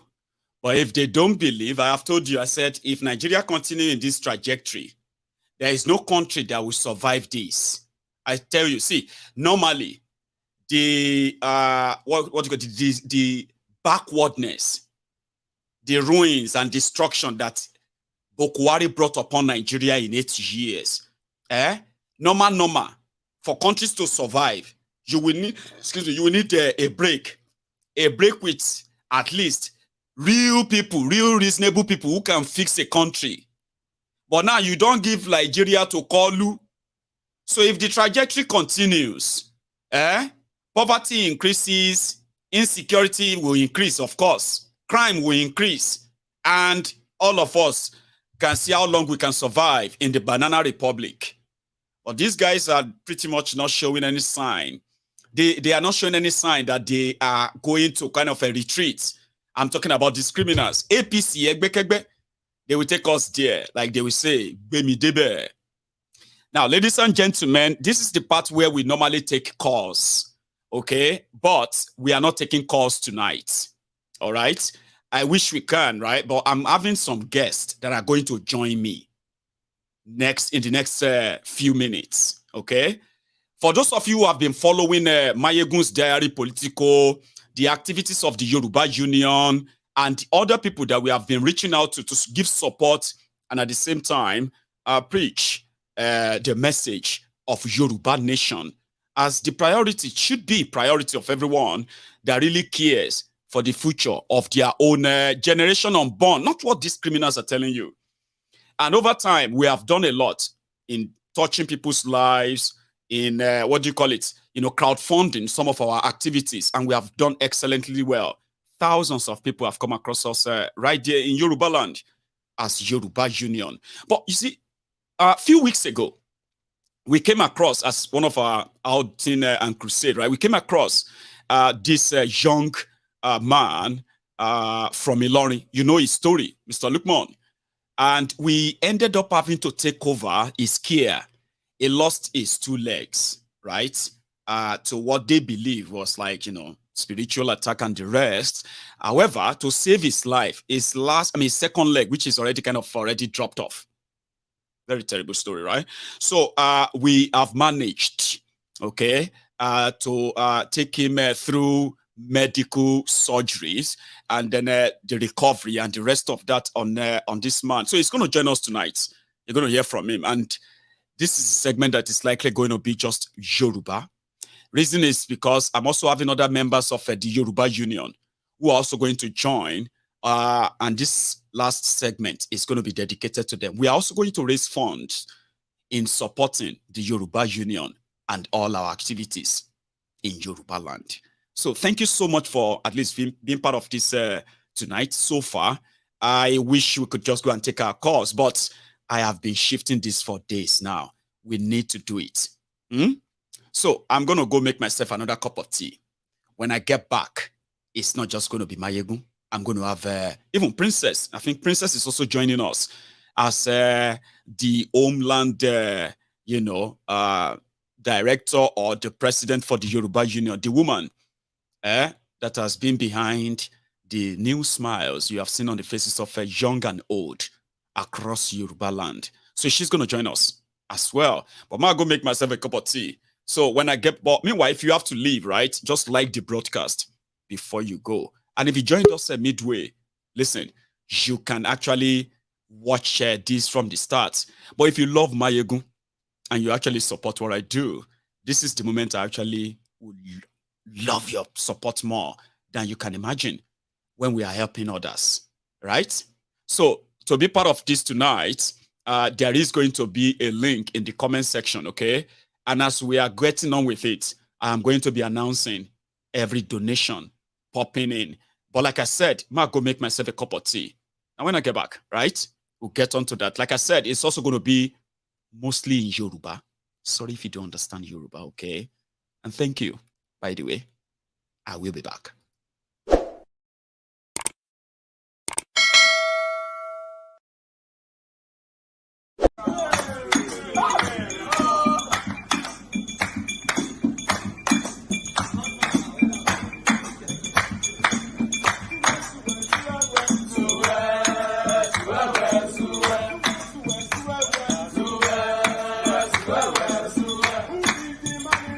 Buhari is a money thing to wear.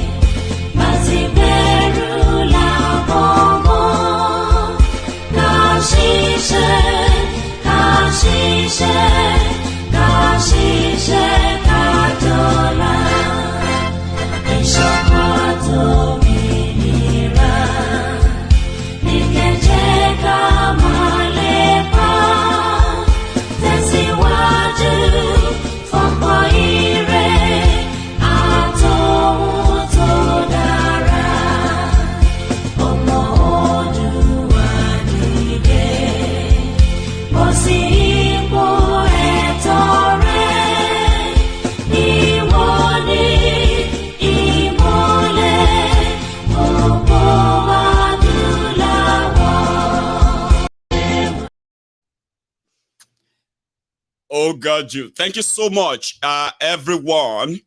And I think I have my guest with me now. Ahmed Bawoni. Yeah.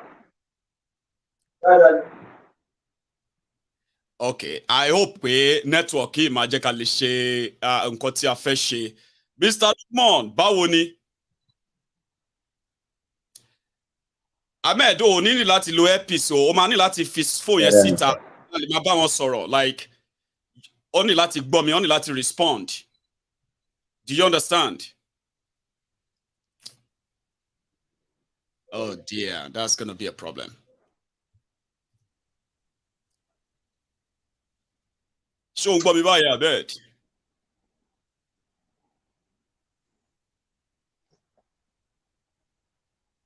Ṣé ń gbọ́ wa báyìí?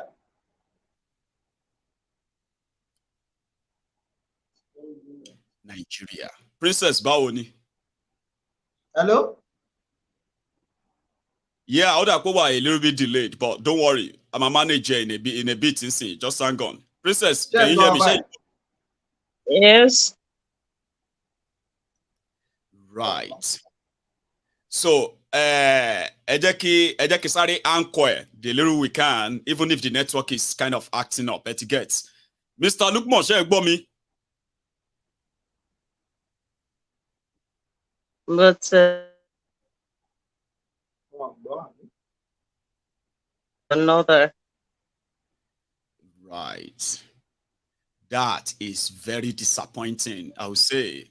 Nigeria will never stop disappointing, disappointing us, I would say. But, Princess, you got me clearly now?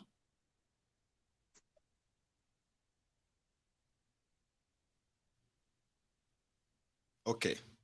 This is the drama Timo Wokoboyakwe avoid. So we made an arrangement, right, to have this our person to be here so that, number one, to come and say thank you to almost all of us here, especially the Yoruba Union in person, because the union that took over his care and all that in the last few months, we've already expended like over 1 million naira for his medical care and every other care that came along. But Nigeria will always be Nigeria, so I don't think we're going to be able to do that tonight. Okay, it is disappointing, isn't it? Because it's kind of, it's one of my worst fear all this while. So Mr. Lukman, that I was hoping will kind of say it by himself, like to all of us here himself. I don't think he'll be able to. And others might say, maybe we should use a phone call, he should phone in. No, that wasn't the plan. It was to be on the screen. And Ahmed, can you show me by?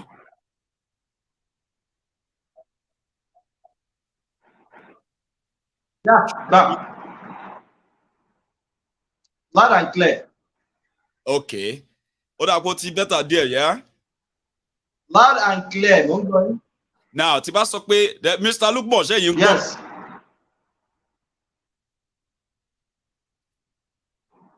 Sir. Okay. Now, got a machine pe camera phone, yeah, àbí any device ten low, yeah. Ẹ máa bá mi yí síwájú yín dáadáa. So tẹ́ máa sọ̀rọ̀ sókè. Ó ṣe é máa sọ̀rọ̀ sókè dáadáa so that màá lè gbọ́ yín, ẹ lè gbọ́ mi. There is a little bit delay. Ẹ má worry nípa ẹ̀. Ṣó yé yín? So, can you do that? Okay. Now, ẹ jẹ́ kí n check on Princess, bóyá line Princess ti better. Princess, báwo ni o? That's all. Yeah, I'm going that. No, I'm the line yẹn ti better by. Networking or data learning. I know. Now, Mokota bá ṣe ní pé number one, mo kí yẹn káàbọ̀ sórí Mayegun's Diary Political. Mr. Lukman, first time tèmi àti yín máa sọ̀rọ̀ léléyìí o. Àbí bẹ́ẹ̀ kọ́?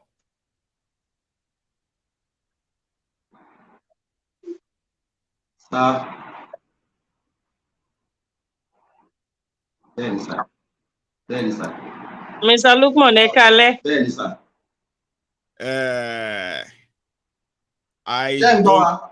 Mi ò rò pé kíní máa work, Ahmed. Network yẹn kò work rárá. Ṣé ń gbọ́ àwa ń gbọ́ yín? Àwa náà gbọ́ yín. Ṣé kìí ṣe pé ẹ̀ ń wo program yìí? Ṣé program ò ṣáà show lẹ́yìn? O lo YouTube Ahmed ṣé wà okay kálẹ̀? À ń gbọ́ yín náà. Ìlọrin jìnnà s'Èkó díẹ̀ Máyégún. À ń gbọ́ tẹ́ ń sọ. Tí bá sọ̀rọ̀, bá ti sọ̀rọ̀ yẹn sì, tí delay bá ti wà dé. Delay yẹn ó yẹ kò yẹ kó stretch. Ó ti yẹ yín bẹ́ẹ̀ ṣe lẹ́yìn kan jókòó síwájú àti ẹ pé. And it's not right. So tí bá ti ń bá yín sọ̀rọ̀. À ń gbọ́ yín náà. Máa gbọ́. Tí bá ti ń bá yín sọ̀rọ̀, I want you to respond back ni. So get me see. It's not like o máa jókòó síbẹ̀ yẹn máa rí ìdẹnu mi. So tó bá, you see, network yẹn all right.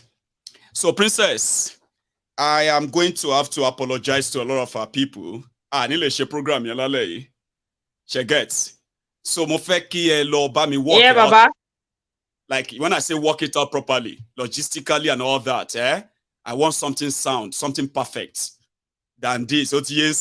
So unfortunately, I apologize to you, my viewers. Is kind of unfortunate. The plan was that we wanted to have a clear, clean conversation.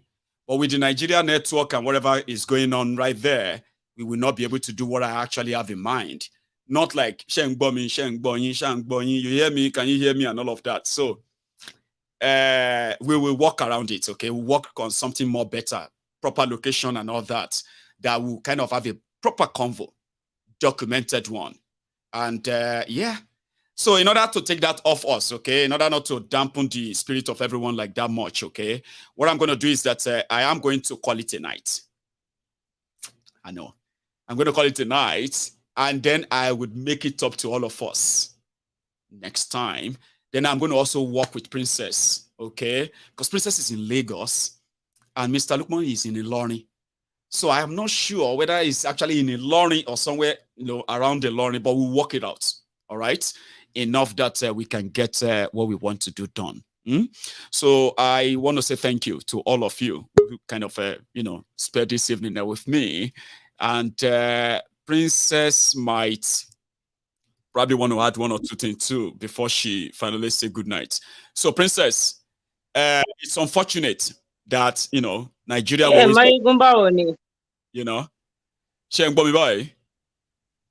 it is what it is. It is what it Network is. MTN, yeah, bad. Yeah, it's a bad. So I had to switch to the Wi-Fi at home. At least you have. That's choice. why I'm here right now. If not, rara. But the network at home is so bad. The MTN network has been very bad. And there is nothing we can do about it, I know. But the Wi-Fi is working perfectly here. I mean, for you, we can always work around yours, but Ahmed had to travel down, and also, so we need to work on that facilities, either the hotel or whatever. We need a proper facility. I think we should do that, and we'll be able to come up with something. And bringing Mr. Lukman in tonight would have been very great, would have had, and we made arrangements for that, that thing,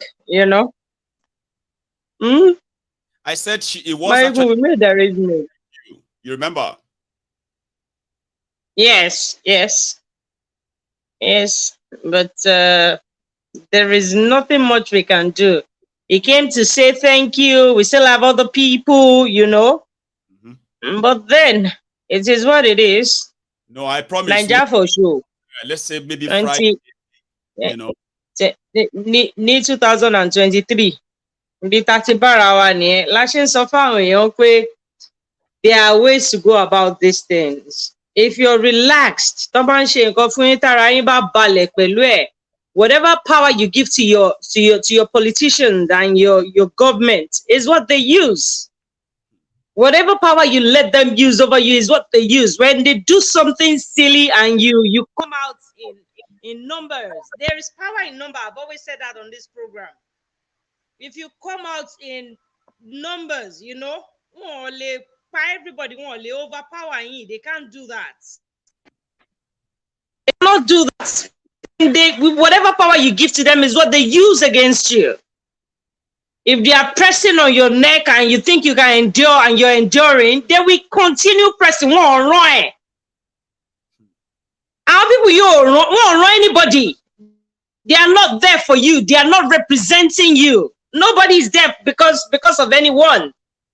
That's why we are doing what we are doing. That's why we keep, that's why we keep telling people whenever we go to them, if they bring referendum, go for it. You have the right to have your own nation.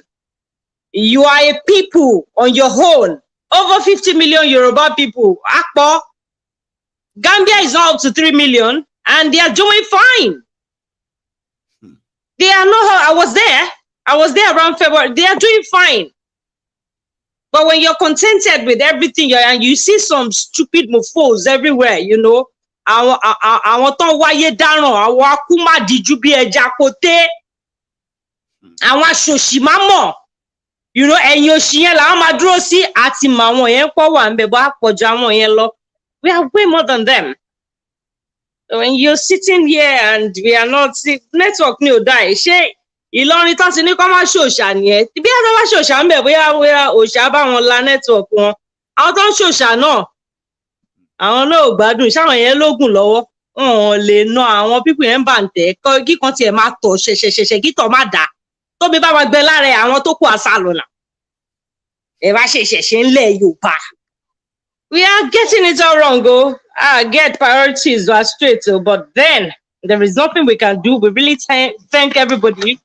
But I have list of names of people that donated to Mr. Lukman. I have them here. I really love to thank them.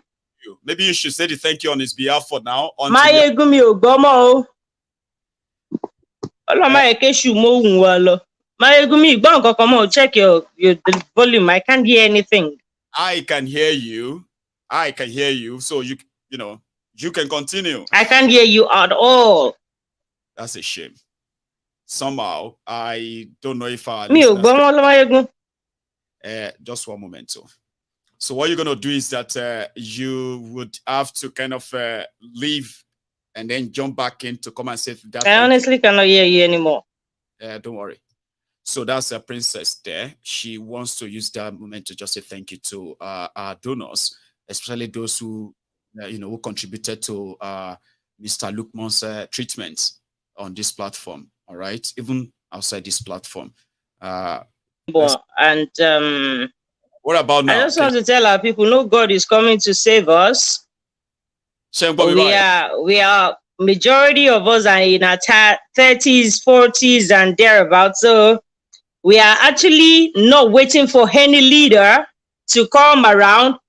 We are the leaders we have been waiting for.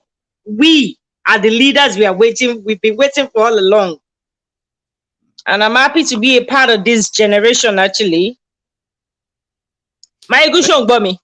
Yeah, I mean, but I don't know why it tells you Bummy. You don't hear me. I mean, you can't hear me as. Yeah. Okay. What happened is that you will need to leave and then probably come out. Don't worry. It's all a pot of mess when it comes to the connection from Nigeria this evening, okay? But we will work it out. And I don't want to delay us more. But I love the fact that she was able to drop 1 or 2 bits there for you. Those of you who have missed the princess for a while. So thank you to all of us. I will see you again tomorrow. Good night.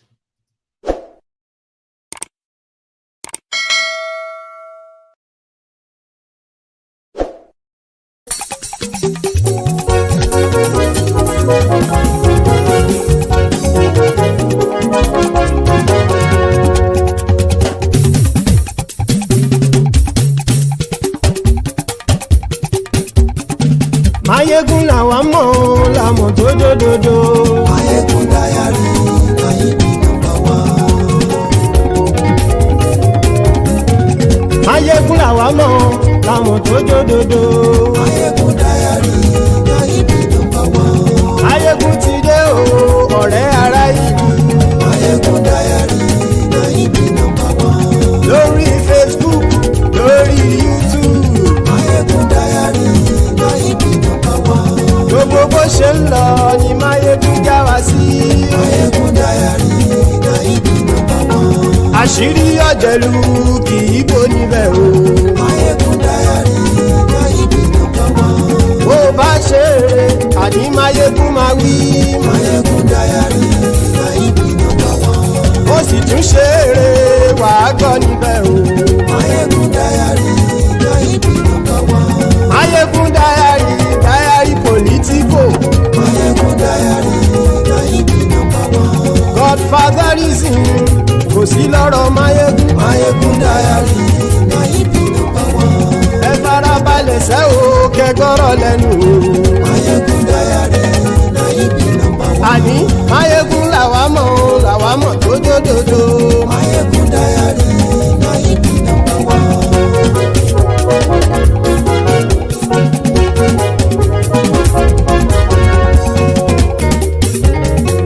Àní ẹ̀sùn rákì. Máyégún ti dé. Máyégún ti dé. Ọ̀jẹ̀lú ẹ̀sùn rákì. Máyégún ti dé. Àní ẹ̀sùn rákì. Máyégún ti dé. Lórí Facebook. Máyégún ti dé. Àní ẹ̀sùn rákì. Máyégún ti dé. Lórí YouTube. Máyégún ti dé. Àní ẹ̀sùn rákì. Máyégún ti dé. Bọ́ bàbá gbé wúrẹ́. Máyégún máa wí. Àní ẹ̀sùn rákì. Máyégún ti dé. Ijó ìgbádìyẹ. Máyégún máa wí. Àní ẹ̀sùn rákì. Máyégún ti dé. Pẹ̀sìdó bá rúfin o. Máyégún máa wí. Àní ẹ̀sùn rákì. Máyégún ti dé. Kí gómìnà kówó jẹ. Máyégún máa wí. Àní ẹ̀sùn rákì. Máyégún ti dé. Ọlọ́pàá ti ń darí bá. Máyégún máa wí. Àní ẹ̀sùn rákì. Máyégún ti dé. Aṣòfin tí ń rúfin o. Máyégún máa wí. Àní ẹ̀sùn rákì. Máyégún ti dé. Òpùrọ́ olóṣèlú. Máyégún máa wí. Àní ẹ̀sùn rákì. Máyégún ti dé. Ọ̀jẹ̀lú ẹ̀sùn rákì. Máyégún ti dé. Àní ẹ̀sùn rákì. Máyégún ti dé.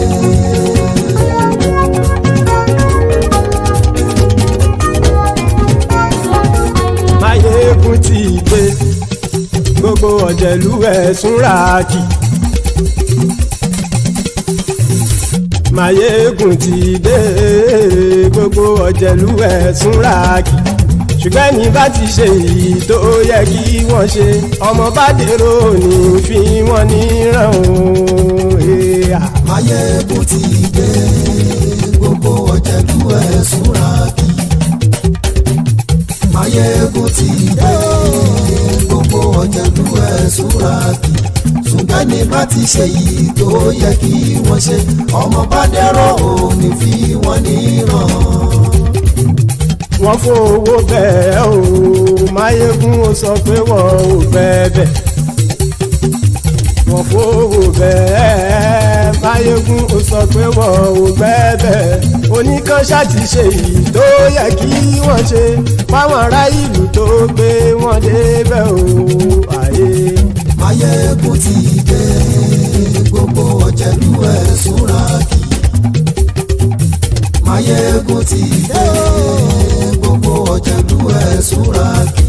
Ṣùgbọ́n ní bá ti ṣe yìí tó yẹ kí wọ́n ṣe, ọmọ bá dẹ́rọ̀ ò ní fi wọ́n níran. Ha! Kì máa yí ṣe eré. Ọ̀rọ̀ yìí kì í ṣe ẹ̀fẹ̀. Kì máa yí ṣe eré. Ọ̀rọ̀ yìí kì í ṣe ẹ̀fẹ̀. Ẹni bá ti lè lẹ́bọ̀ lẹ́rù o, ọmọ bá dèrò kàṣàyè tú wọn síta. Máyégún ti dé. Gbogbo ọ̀jẹ̀lú ẹ̀sùn rákì. Máyégún ti dé. Gbogbo ọ̀jẹ̀lú ẹ̀sùn rákì. Ṣùgbọ́n ní bá ti ṣe yìí tó yẹ kí wọ́n ṣe, ọmọ bá dẹ́rọ̀ ò ní fi wọ́n níran. Tẹnitẹni ọmọ Máyégún ọ̀rẹ́ ara ìlú mọ̀mọ́ ni. Mo fọlọ́run ṣọ́ ẹ̀ bá kìlẹ́bù. Lóòótọ́ olódodo ìlú ọ̀tá ìlú mọ̀mọ́ ni. Ìwọ ṣá máa ń ṣọ́ra kò sì mọ́ bẹ̀rù. Bọ́tà ń lè rí bóníṣègùn lé káwọn mọ̀mọ́ fi ṣera wọn ni. Ó ti dẹrùn tí wọn ò gbọ́dọ̀ sè mọ́bẹ̀. Èèpo ọ̀bọ̀ lọmọ bá dérò tàjẹ́ ò gbọ́dọ̀ jẹ́. Ó ti dọba lórí àbínú ẹni kò sì mọ́ bùyà. Àìsíwọ́lu ní ẹnìkẹ́ ìgbódì ẹyin lábàrá o. Ó kó ẹni tó bá dán wò á kàmù. Máyégún ti dé gbogbo ọ̀jẹ̀lú ẹ̀ túnra kì.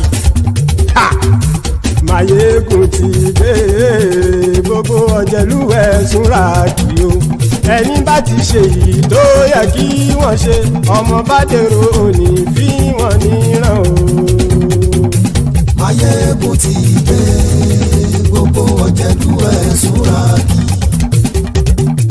Máyégún ti dé gbogbo ọ̀jẹ̀lú ẹ̀ túnra kì. Ṣùgbọ́n ní bá ti ṣe yìí tó yẹ kí wọ́n ṣe ọmọ bá dẹ̀rọ̀ òní fi wọ́n níran.